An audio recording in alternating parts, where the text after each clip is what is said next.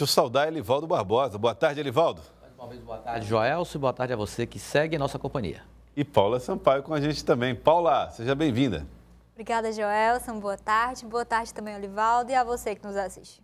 Olha, na semana passada, o Piauí viu a marcha dos prefeitos, onde eles apresentaram uma série de pedidos ao governo federal, no caso de todo o Brasil.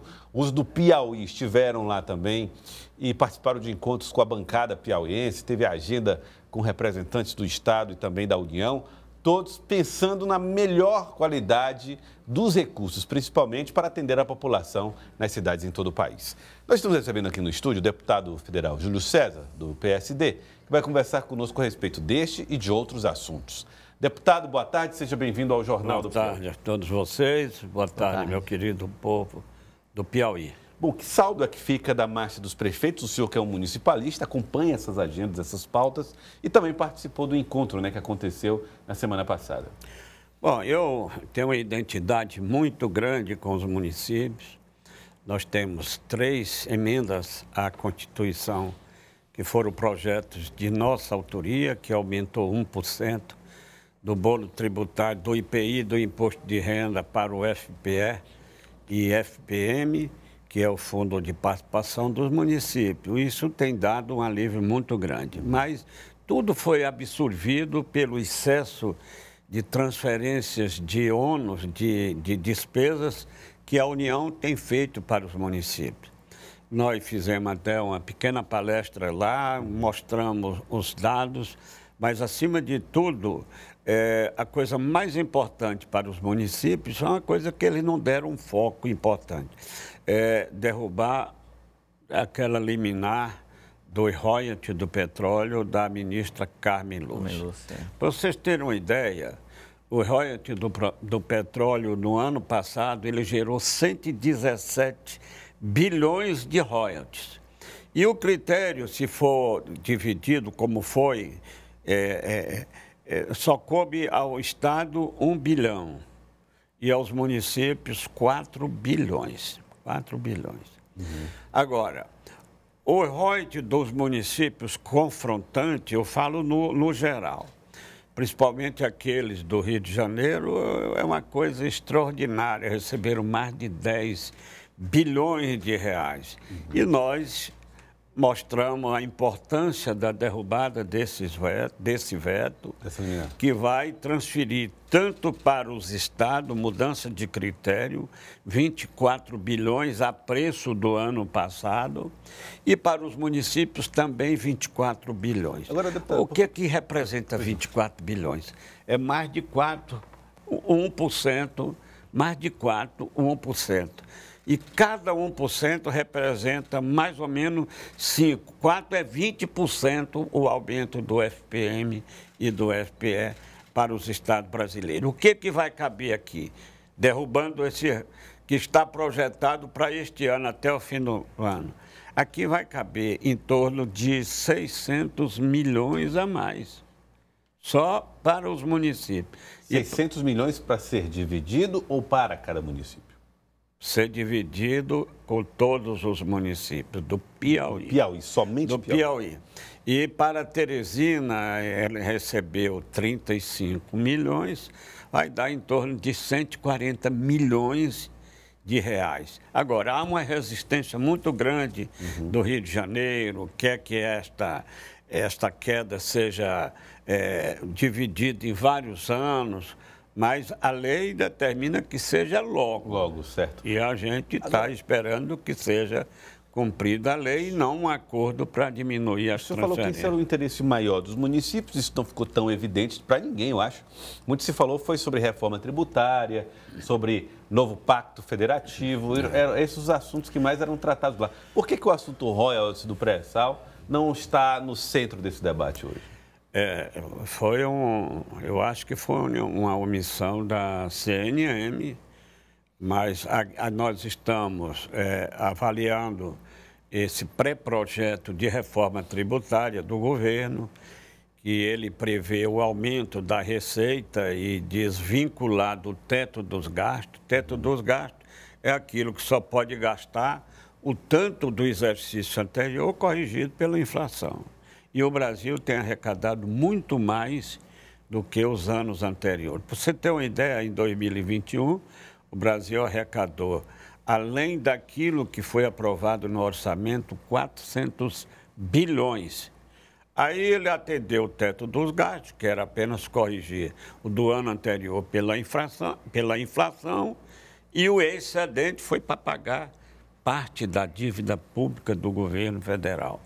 Agora não. Você sabe que o governo mandou uma medida provisória, foi aprovado para esses programas sociais que deu, acho que 170 bilhões de reais fora do teto dos gastos.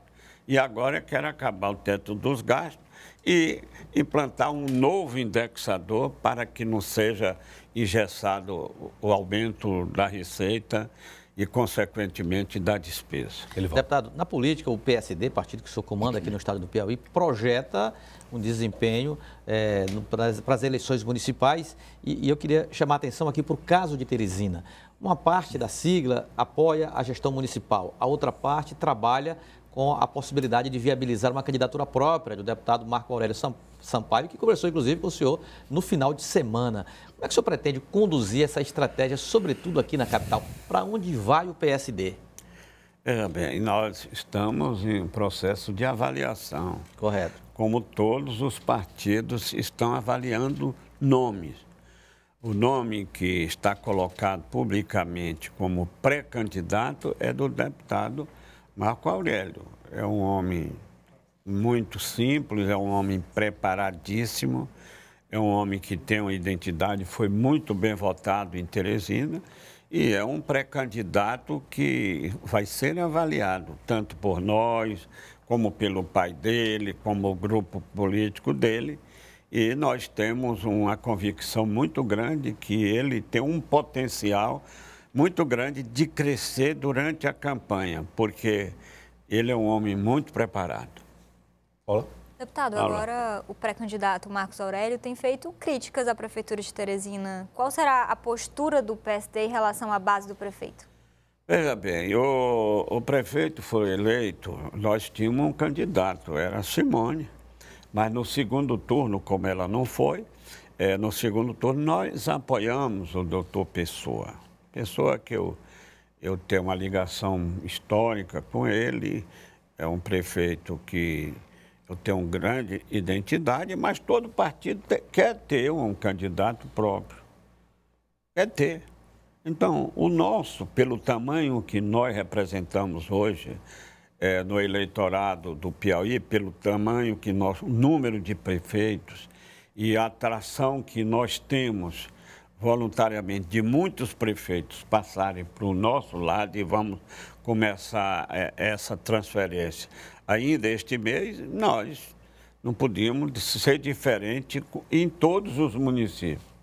O importante para o partido não é coligar, podemos até coligar majoritariamente, porque proporcional não pode. Então, o importante para o partido é ter uma expressividade eleitoral e também ocupando o cargo do executivo, do legislativo em todos os municípios do Piauí. Agora, em todos é possível? Não, é muito difícil, mas nós vamos trabalhar para ter uma bancada cada dia maior e uma representatividade do executivo maior em todos os municípios do Piauí. Durante uma declaração de Marcelo Castro, ele disse que Marco Aurélio Sampaio, do PSD, tem história, DNA no MDB, o pai é do MDB, o avô era do MDB e foi citando exemplos da família dele. E disse que, uma vez viabilizada uma candidatura à prefeitura de Marco Aurélio, existe a possibilidade dele ir para o partido do MDB. Como é que está esse diálogo? Possibilidade existe, né? Agora, eu sinto que a preferência dele é do nosso partido, a preferência é pelo nosso partido.